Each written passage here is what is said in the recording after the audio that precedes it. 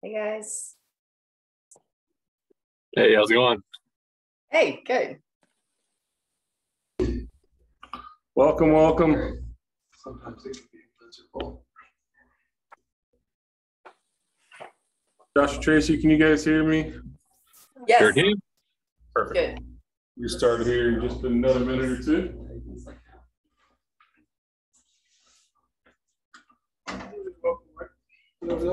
Hey, how are you? Good. Good to see you. Good to see you.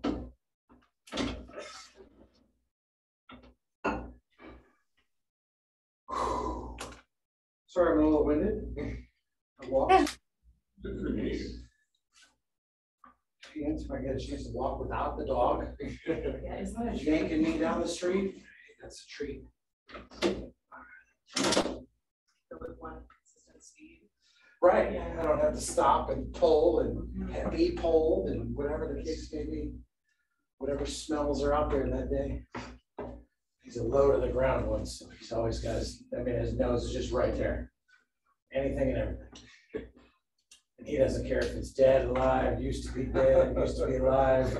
He'll put it in his mouth.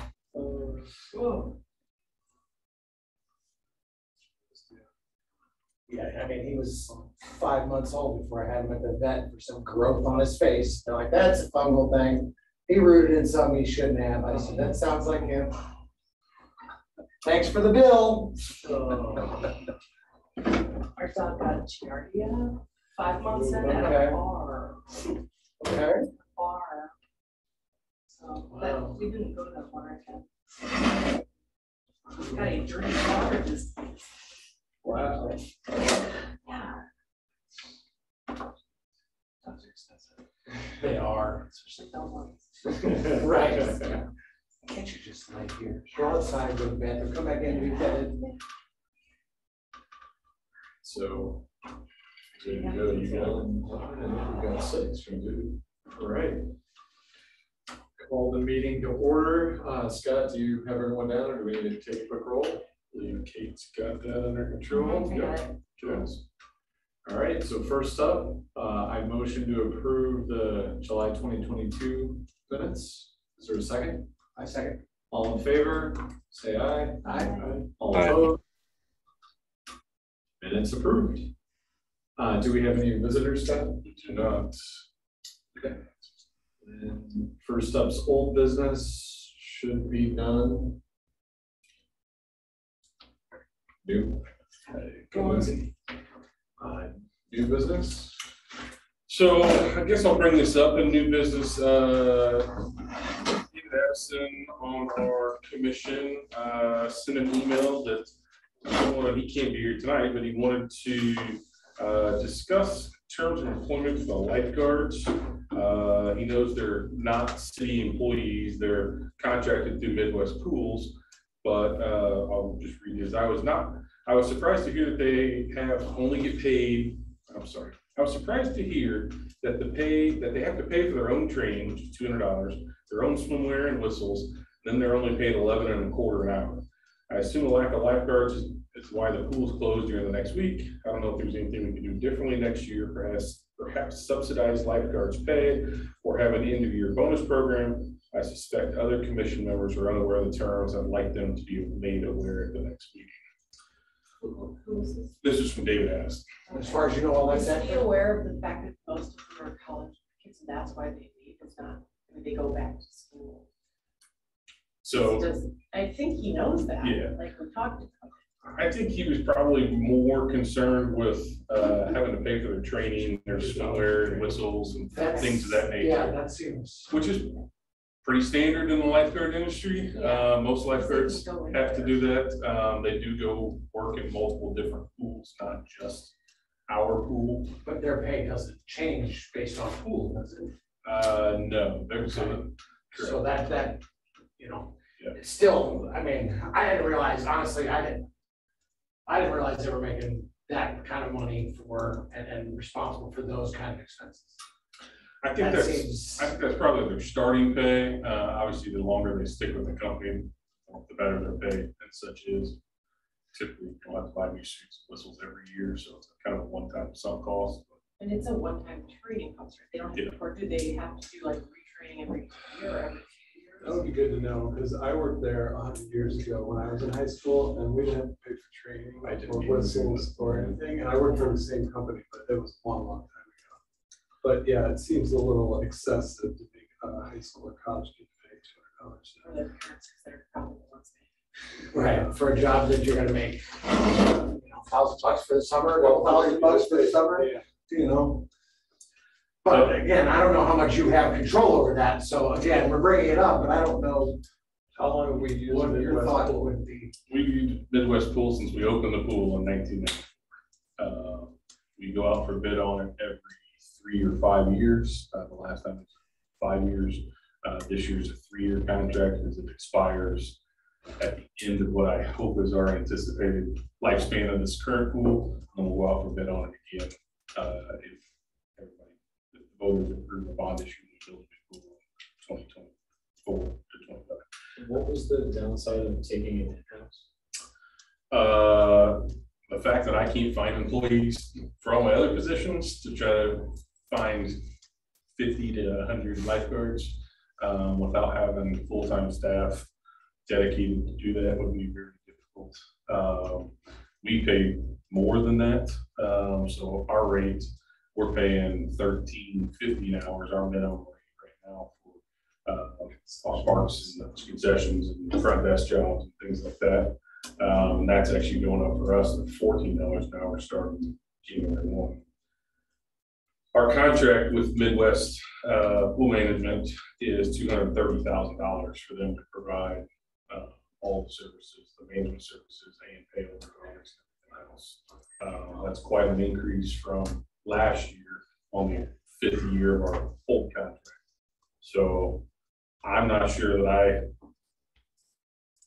would be in favor of giving bonus pay for the end of the summer or things like that. I feel like that only comes from the company that they come from. Like, if they have to go back to school, they can't anyway. I mean, it seems like it would be really hard to find people that also just want to work that last like month or two and come and be a lifeguard. Like, I don't see that being possible for the pay. And it's not like you're going to be like, oh, well, we'll pay you $20 an hour. I mean, you could, if you're saying something like a bonus, pay you more work, but I It'd don't. be interesting to see though, like, what's that 230,000? Just how many hours are we open? What does that equate to per hour?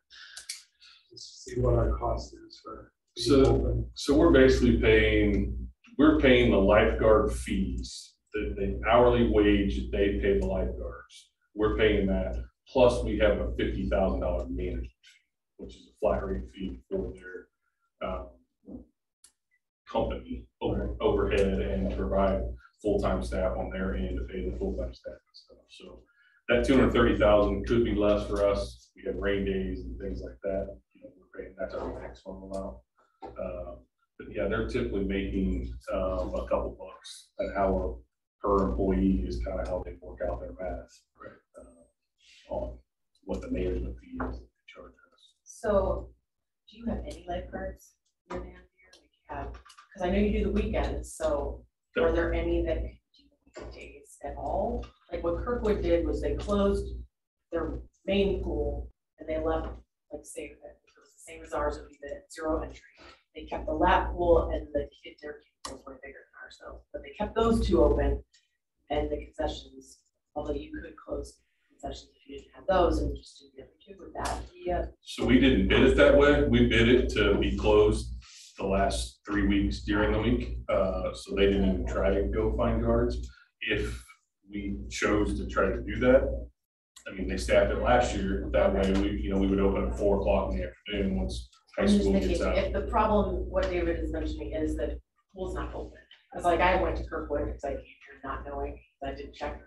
And I was like, oh, and the kids are like, no. And so I'm like, okay, we'll go to Kirkwood. And we went there, but it would have been a similar situation. Like if you could do that, it might, I don't know if it'd be worth it for that.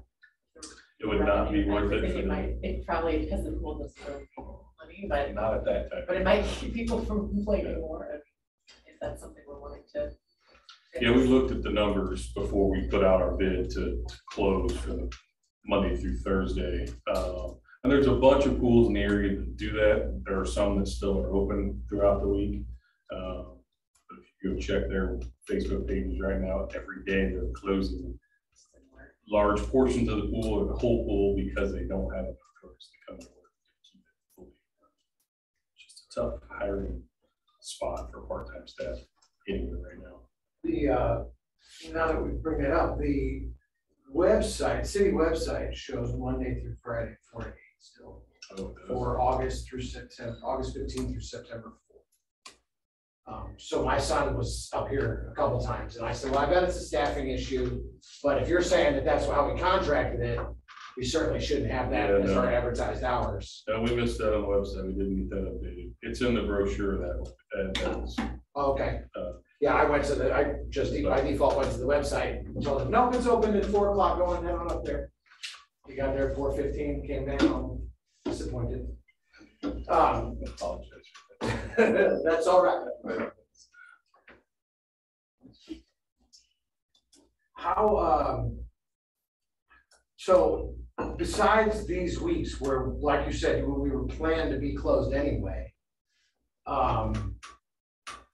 was there any staffing effects this summer for closing? Maybe a pool here or there, or what did you do? Yeah, not really. We did, the last 2 years, we've experienced much better lifeguard numbers than any of our sister cities have. Webster has such a strong swim team, but I think we get a lot of the kids from the swim team become lifeguards.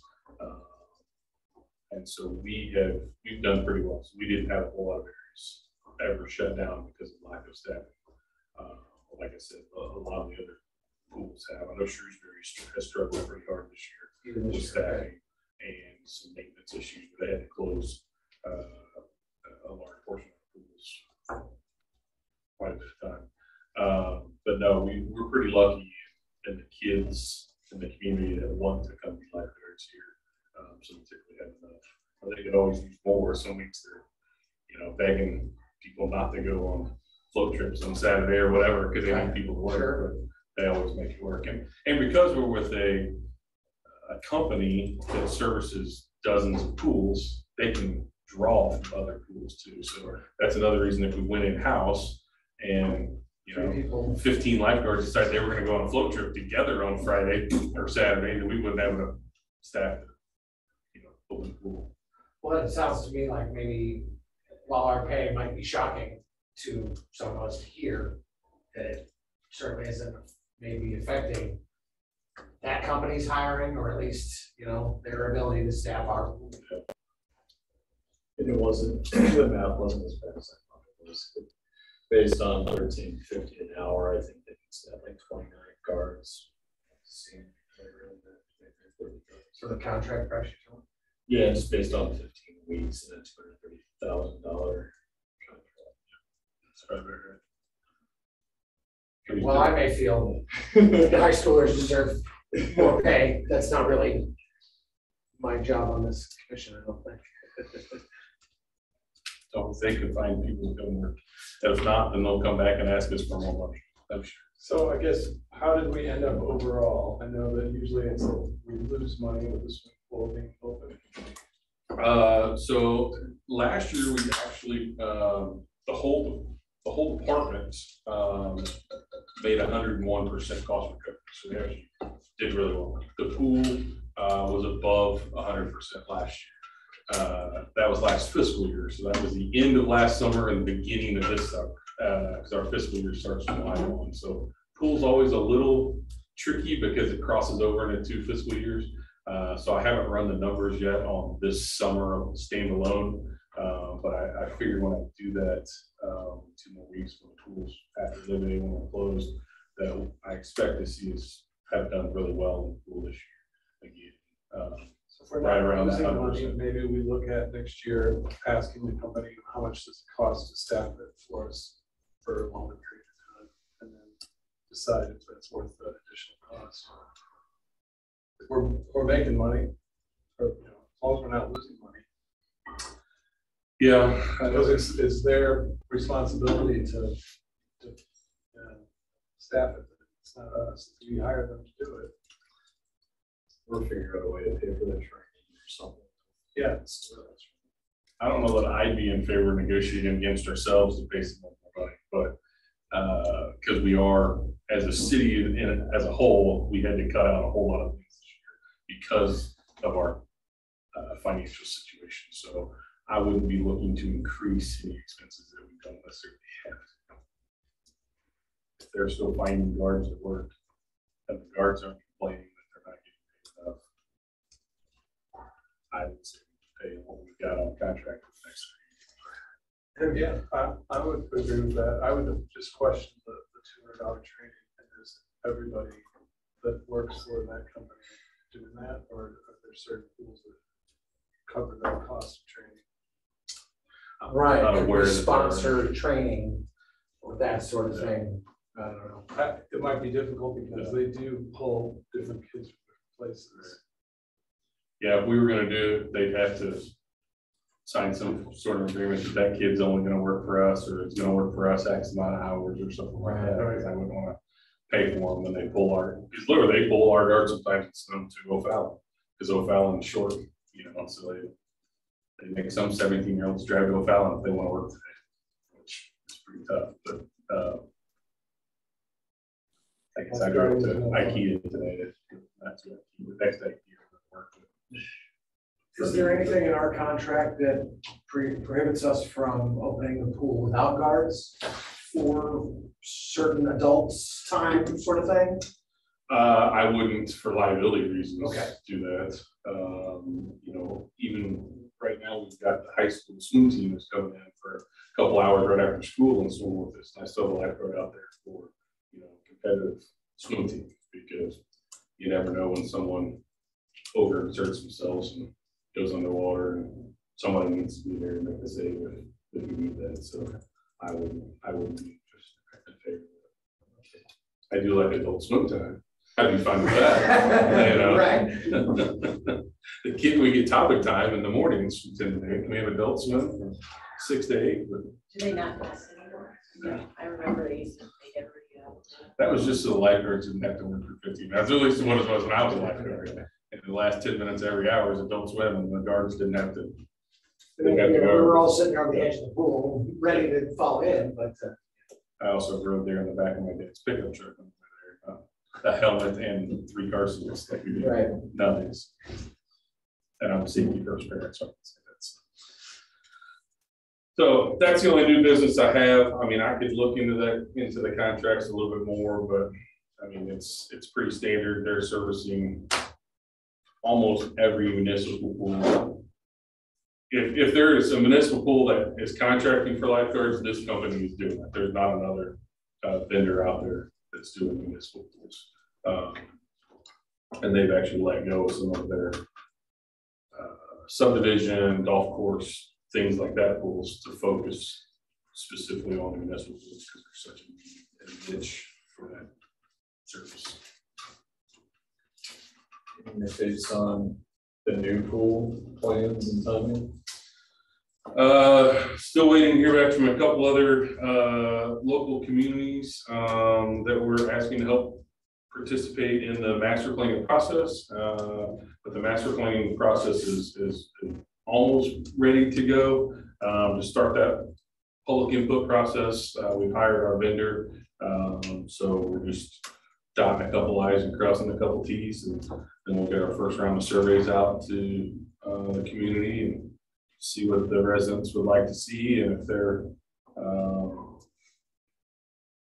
first impressions on passing a bond issue to finance it, and then still the same time frame. Do that this fall and winter, and then if all that goes well, then we'll do the full design process next year with an eye towards April 2024.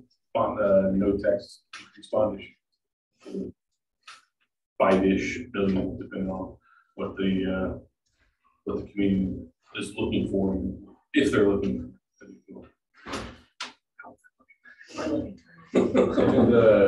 The head of the FAST swim program said they'd be willing to just put an offer on paper that if there was a bubble pool or partial indoor pool, how much they'd be willing to pay. Yep. And like a few other swim clubs would be interested to bid too, if that's in the cards. They can certainly make a pitch to us, and we're happy to listen. I would think it's going to have to be a large number, because indoor pools do not make money. They're lead loss leaders. Sad, from what I've heard, the parent and Clayton are both. We need a Clayton. I mean, they have a really nice indoor setup, but it's still hard to shoot that many people if they're swimming. Make it cost effective. Yeah. So, I worked at Richmond Heights for years. It's the same way over there. You're running that pool 365 days a year, but you got 5 people swimming laps. Grandparents So- and kids. It's utilities that eat you up on it, to condition the air in that space and run the electricity for the water and everything. It's a big Western number. University is pretty crowded, I smell over there, so it'd be nice to have another option. I'm not opposed to it if we can find funding and make the resources work for it and space concerns. But it would greatly add to the operating expense.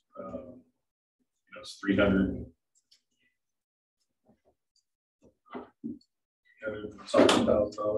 worth of operating expenses on the pool as it is. $386,000 for operating expenses for the pool for the current fiscal year. I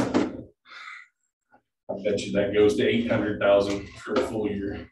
So 150 is just pool and utilities itself, so the other 230 is going to lifeguards.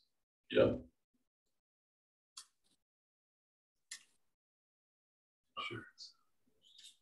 Actually, I take that back. It's not even utilities. Utilities aren't in that budget. Utilities are paid in a different budget.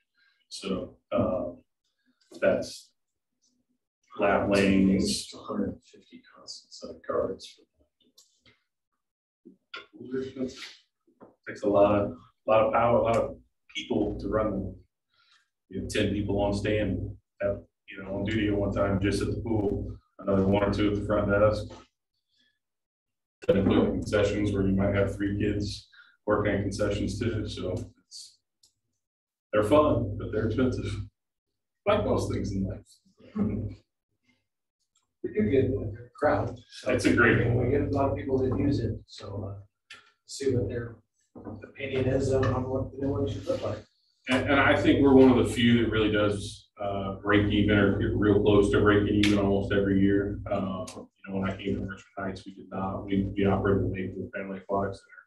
That one did not break even. Most pools, I don't think do. Most of them probably run at 80-85% cost recovery, maybe 90 on a good summer with no, 90-degree weather. It's not over 100 because then when it comes. But we do have a lot of members and we've got a lot of daily admissions and folks enjoy coming to this pool and it's a good pool to come to. So we're pretty lucky. So I hope we will another one that's even nicer, even more bigger, even more fun.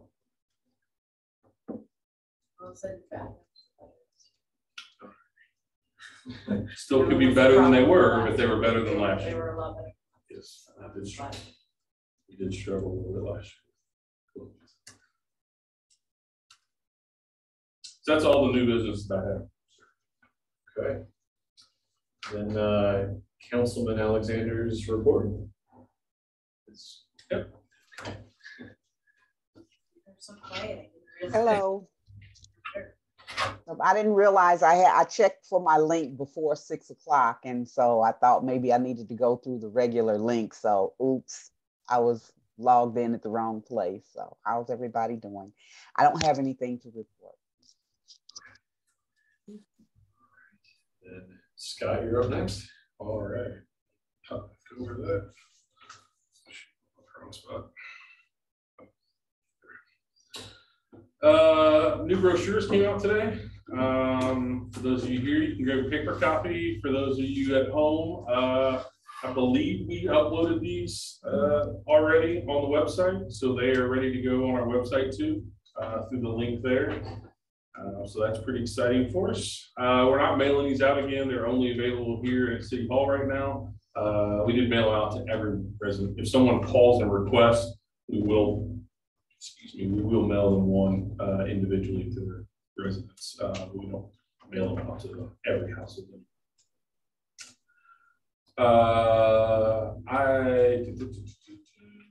Ice rink started over there. So we are currently building up the ice. We turned the compressors on last weekend and are building the ice right now. And we'll be done with that Sunday night, hopefully Saturday. And it will be reopened on Monday for the season and be open until next middle of July. We're currently installing the new flooring. You can smell that rubber. So it's about $250,000 worth of new flooring for the entire ice rink. It's the lobby, it's the hallway down next to the rink, all 5 locker rooms, 3 meeting rooms, both stairwells, a little bit upstairs in the at the landings on top of the stairs. So it's quite a bit of flooring. They're doing a really good job. Put a little pattern in a couple spots.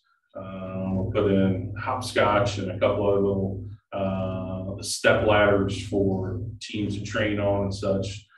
So we're liking the way it's going. We're kind of wish they would have been done by now, but they're working hard and should be ready to go by the weekend as well.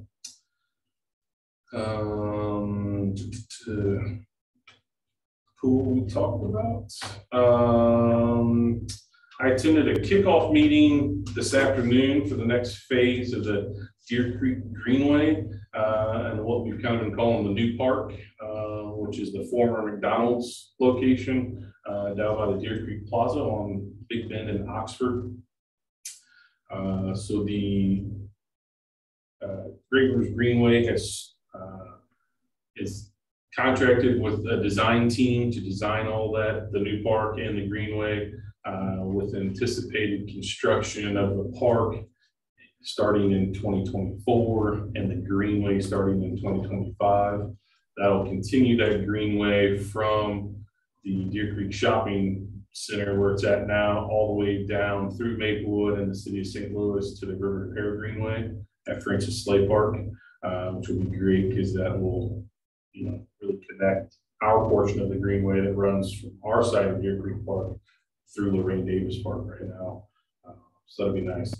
The new park, we don't exactly know what we're going to do with it yet. We'll be coming to the residents for some public input on that this fall, and the council as well to determine what we want to see in that park. The idea right now is that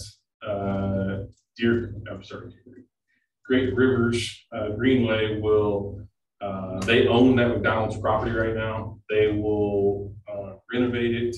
The city may participate some funding in that renovation, depends on what the design will be. And then once it's built, GRG will give it to the city and it'll be the 21st park for the city of Webster Groves.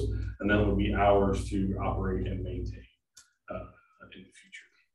It's the same thing we did with the Marshall Avenue Trailhead, which is on Marshall Avenue, go figure. And that has worked out really well for us. We acquired that property 2018, 2019, and it's been pretty successful. Little pocket park. That's where there's a little pavilion there and the skate park track that's over there and some parking lot. So I'm interested to see what that park will be.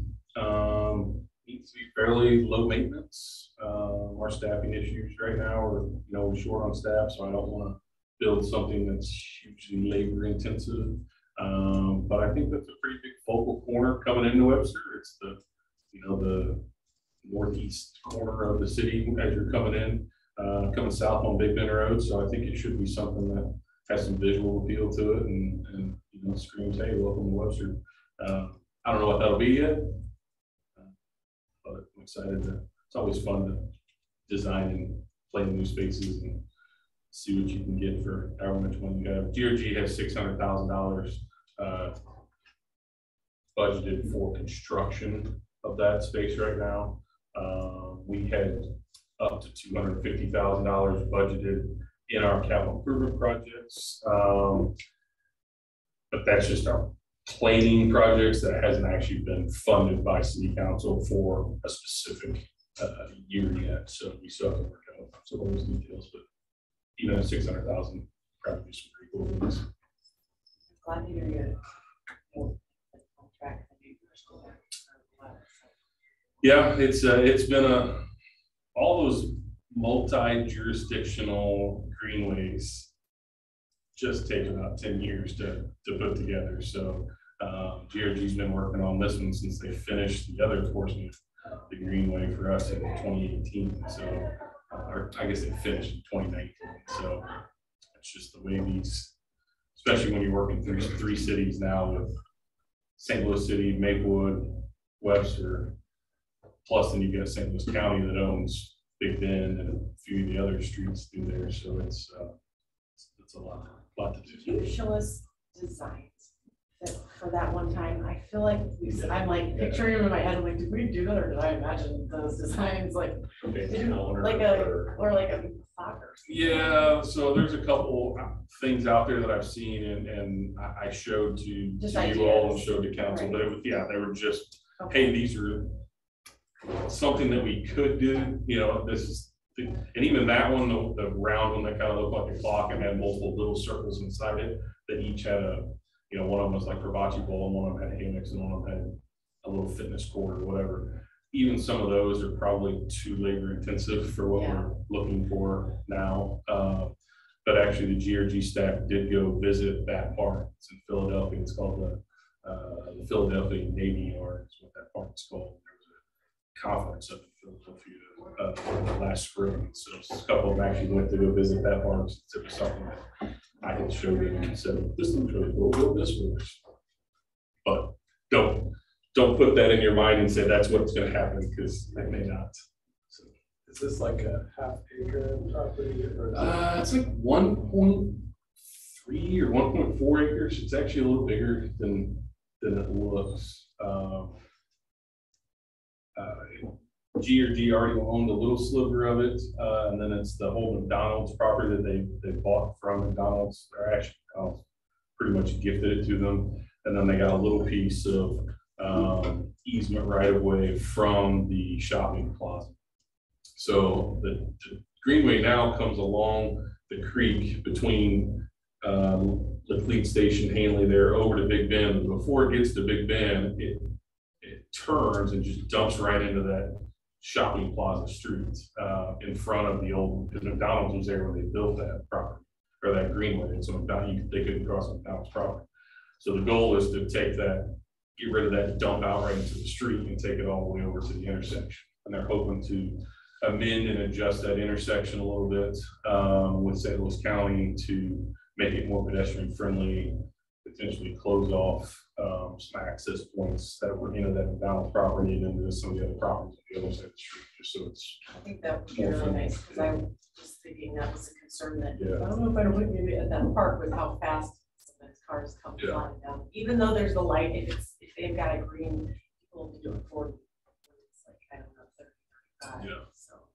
Yeah, depending on the type of park it would be, we'd be looking for some sort of fencing or barriers between the park and the street. If it's an active use park, you know, if it's just more green space and more passive use, you may not need that kind of stuff. But, you know, if you're 4-year-olds running around, So is the Greenway going to cross at Oxford? Is that where it goes to slide? Okay. Yeah, it'll cross Oxford, go up Oxford a couple blocks. It bounces over Sutton, and it runs down Sutton all the way to McCausland, crosses McCausland. There might be one more little jog to get into Francis Slay Park, is where River to Parish starts at, or River Greenway starts at.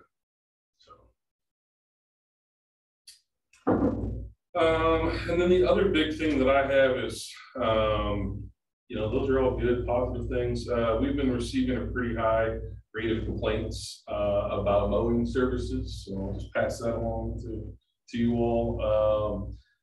As part of the new fiscal year budget, we no longer have an outside mowing contractor that did a lot of our right-of-ways, some of our parks, they actually mowed about 7 or 8 parks or portions of parks. A lot of the right-of-ways, some of the medians in town, and then pretty much all the islands that are inside any of the subdivisions. So we don't have those, that contract mowing anymore. So Parks Division is mowing all that. And just the perfect storm conditions. We've got 2 primary mowers. Each one of them has broken down and been in the shop for more than a week at a time over the last month. The weather conditions are perfect grass growing right now. You know, it's not 100 anymore. It's actually raining every once in a while. So stuff is growing. And we have a staff member that has transferred out of our department into another department. So we're short staff member right now. So just perfect storm of all that stuff. If you see the parks and you're like, wow, the grass looks kind of high in the parks, or wow, the grass looks high in this island, you know, in my subdivision, we know, we're sorry. We are working as hard as we can. I was actually out the backpack blower last week, trying to help out staff, which is probably not the greatest use of the department director's time, but I had a few minutes to go help and they needed some help. And so I went out and helped too. So we're trying to get it done. We're working as hard as we can for the residents, but we're actively failing right now. I apologize for that. Hope to get our other mower back out of the shop this week, and that'll really help. We'll hopefully get back on track and get that stuff back in the shape that it should. My comment on that is why do we have mowed turf that we're maintaining? It's not a native plant. It's not, you know, we could be using more native lot less maintenance plantings, especially in things like circles for neighborhoods. So that is certainly where we're looking to go to. We are actively pitching that. Right now, we're coming up with a list of a few different types of plantings to put out there instead of turf grass. Be it buffalo grass, which grows at a lot slower rate, or sedges that don't grow, you know, very tall, but stay at, you know, 7 or 8 inch height type of thing, and possibly even wood chips or removing some islands that don't have a real benefit for traffic calming or anything like that. So we're looking into all those options. All that's on the table. I want to do all of that stuff. We just started this in July 1 when we took over, so we just haven't got to that point yet. That is the goal of before next growing season, that some of these areas will be done differently. But we also need to, you know, talk to the residents that live around that island and say, hey, you know, we're looking to do this, and will you guys completely hate that? And some folks may say, I'd rather have turf grass, and I'd be willing to go mow it because it's only twice as big as these tables. Right. Well, if you want to do that, we'd love to have your volunteerism. And then some right-of-ways. There's probably some right-of-ways that we shouldn't be mowing because they're not really ours. So talking to the folks that own those, be it the railroad, be it NODOT, and try to get them to take care of their properties a little better. I see anything as large as like Blackbird Park would require a larger scale landscaping design to really eliminate some of the mowed areas there. I know we don't have a whole lot, but yeah, we're actually looking at some of that stuff too. So we've got designs to make the bird sanctuary a little wider. You know, some of our riparian zones along Shady Creek and Deer Creek, we might make those riparian zones, which is a fancy word for non-mowed areas, trees and native plantings and such. Those be a little bit wider. You know, even if we cut out 1 or 2 strips of mowing and let that grow out another 8 feet, that's, you know, Lorraine Davis Parks, 4 blocks long. So if you cut out 2 strips of mowing by 4 blocks, that's a half hour worth of time you saved right there, just letting go 8 feet. So yeah, we're looking at a bunch of those options, and we need to. And then, you know, many of those things are just the right thing to do. Let pollinators have more space to pollinate, but also some people look out their front window and see weeds instead of native species because they kind of look the same sometimes. Depends on how you look at them. So we gotta right place, right space. Sure. Yeah. I like the buffalo grass idea. I want some of that in my area, but. I do It's too. like grass. I'm not real, I don't have any personal experience with it, so Yeah, it worries me, but I know there's places around Fort Park has quite a bit of it right in front of their nature, not their nature center, their visitor center. That whole lawn in front of it is all buffalo grass, and we'll mow it like once a month.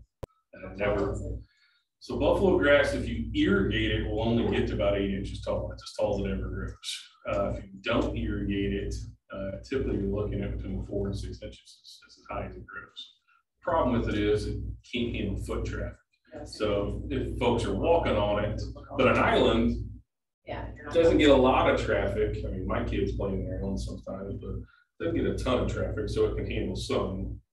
But you wouldn't want it in your backyard where you got 3 kids and a dog running around and hold up a space like that. So Or what about like ground cover? yeah. Grows into it, it'll be something that would just stay. Yeah, that's what we're looking for, things that are aggressive and outcompete weeds, so we don't have to go in and weed it. So, and buffalo grass is one of those because it's a thick, dense mat. Yeah, some of the ivies are like that, crowd out everything else. Milkweed is actually a pretty good crowding out plant. So, we're looking into several of those. My park staff and horticulture staff, pretty good at their job of doing things like that. So, I'll let them lead on that, and I'll cheer loudly from the sidelines and hope we can get everybody to cheer along with us. Is there a priority on what gets mowed first, or is there some sort of, like, how is that decided? There is a priority. It's parks first, and then it's the spaces that need it the most as far as what's the highest. And I hate to say this, but it's the squeaky wheel next. I hate being reactive, but there are some spaces that aren't directly next to somebody's house, and they're, can go a little longer than someone who's got the perfectly manicured lawn, and it's next to a space that is not being perfectly manicured. That's going to look worse. But we're really trying to hit our goal is to hit every location inside of 21 days, weather permitting. Which doesn't sound bad, but try not to mow your yard for 21 days and see how bad the grass looks. It can look pretty bad. Well, I like the idea that the parks come first. I think a lot of families are coming to Webster for soccer in the next couple of weeks. Yeah. Practices and games will start in the next couple of weeks. So, yeah, it makes us look good while the parks get done. And definitely our ball fields and our active use places are getting first attention. But even if you go look at some of our baseball and softball fields right now, we haven't drugged them. Yeah. You don't really mow it in, don't normally mow an infield, but there's a couple. Southwest Park needs to be mowed right now. It's weeded and it's Blackbird marks, they're full. They're not looking great. But we've switched over and we're working on soccer to make sure soccer's got playable spaces. I wish kids who go drop into the baseball field right now, but I have organized sports on soccer, so we're doing those first. So, That's up this weekend. so we don't actually put the nets up. Okay. We put the goals out, Right. and then the CYCs and the various sports organizations actually put their own nets on. we were out there for practice last night, shagging balls on Elm. Yeah. Because there's no soccer net, Yeah. and those middle school boys can kick hard enough to force us up there in the street. Yeah, I think it's CYC that puts the nets up here. I mean, they're the ones that, Yeah. that's who's using the field, so yeah, makes sense. Yeah. So. Then the last thing that I have is we've been talking the last couple meetings about volunteer programs and such, and I promise I'm not blowing anybody off because I haven't put it out like I said I'm going to. The Green Space Commission, which is also under my department, and the Sustainability Commission, which is actually the staff liaison for that is the Public Works Department, are wanting to get together to work on a larger volunteer program. And so I think it would be beneficial to have a member from this commission also join that kind of small group and try to figure out a way to do larger volume volunteer program better coordinated between all the various commissions that are wanting to do volunteer programs and get people out to do things. And so I'd like to get, if anybody wants to volunteer for that, I don't have dates or times or anything like that yet. So if you're interested in serving on a little small working group to try to roll that out, you can shoot me an email and let me know. And I can try to get you involved in that process. We're debating bringing in kind of a lot of our volunteer program right now, as I've mentioned before, runs through the Deer Creek Watershed Alliance, which is through the Missouri Botanical Garden. We call it the Greenskeepers, and we post park projects out there on that Greenskeepers platform, and people can go sign up for volunteer projects through that. Talking about maybe doing some of that in-house versus only through that organization, so that we can add more things in there that aren't just in, that aren't as closely tied to that watershed, even though most everything in Webster is tied into the Shady Creek or Deer Creek watershed in some shape or form. But so that's where we're at. But I do also have sat down with Yvonne 2.5 weeks ago and got together a list of some parks projects. So I will get that out to you guys too in the meantime. So some of you were talking about Cub Scout, Boy Scout, Girl Scout troops and things like that. And then we've also got to Make a Difference Day rolling out here pretty soon. So we'll get all those projects up and running before any help in the parks. We could use all the help that people want to give. Right now we do have at the front desk over here, we've got waste bags and gloves and stuff. And right now we're focusing on Deer Creek Park and all the flooding that was down in that area. So there's projects out on the Greenskeepers website right now. It's mostly going into the wooded area of Deer Creek and collecting trash and debris, pulling debris out of trees. If there's tree limbs stuck crosswise in trees, pulling those down and just getting that out of the tree so that the tree that's still alive can continue to grow the way it's supposed to, things of that nature. So that's the project that we have out right now. If anybody's interested in doing an hour or two, or getting a group together and do an hour or two, or whatever it might be, we happily accept that donation time effort. That's all I have. I've got time for questions if you have any.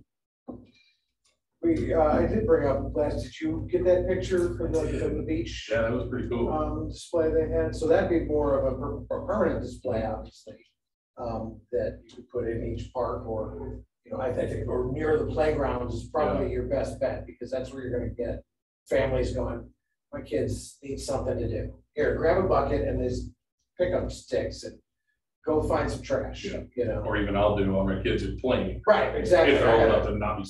Right. Yeah. So that's different, obviously, than an organized cleanup day or that sort of thing. Yeah, that was really cool. My only concern is, do you think that stuff will walk away? I know it was at the beach, so where you were at, obviously wasn't walking away, but I can't remember. Were they sponsored by a local hardware store or anything like that? Donating the buckets or anything? Not that I saw, but it was a small vacation community. Yeah. So I'm guessing the budget for that sort of stuff is probably donated by some local business, like you said, some hardware store. I don't believe I read anything on the signage that said that.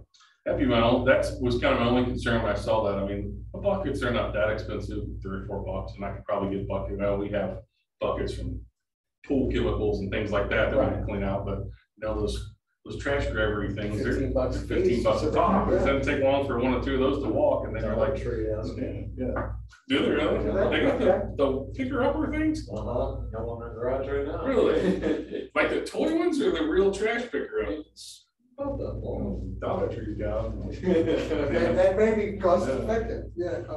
So what exactly was it? So it was so this particular community was came down the staircase to the beach from the top of the dunes, and about halfway down there was just a wooden display with the signage on it, and it had some buckets and a couple hooks on the side where they had those grabber sticks, and you know, beach, again, this was beach, so there were sifters and a few other like beach toys that can be used also. But I really just saw it there and grabbed one and went down there, and when my kids were building sandcastles, now granted, this stretch of beach was only 150 yards long, but you know, it didn't take me but 5 minutes, 15 minutes walking around, and found myself a little bucket full of trash and brought it back up and dumped it in the can that was right there, put the equipment back. Look like that. Yeah. That's cool. Yeah. So, yeah, I think there's a risk, there's some cost to putting that together, and then there's a risk that things do walk off. Looks like a good Eagle. That's the picture Mike sent Exactly. from his Exactly vacation. what I thought, yeah.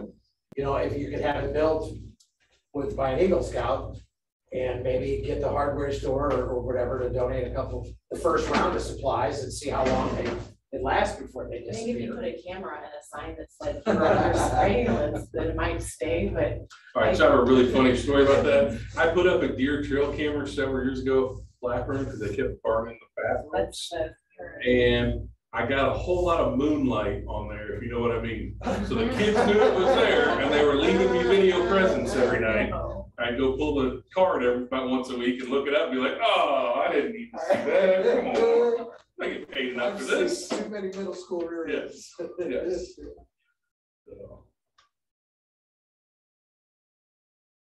That is a good Eagle Scout. I didn't think Eagle Scout. That'd be a great Eagle Scout project. We're always having folks call about that, something they can build.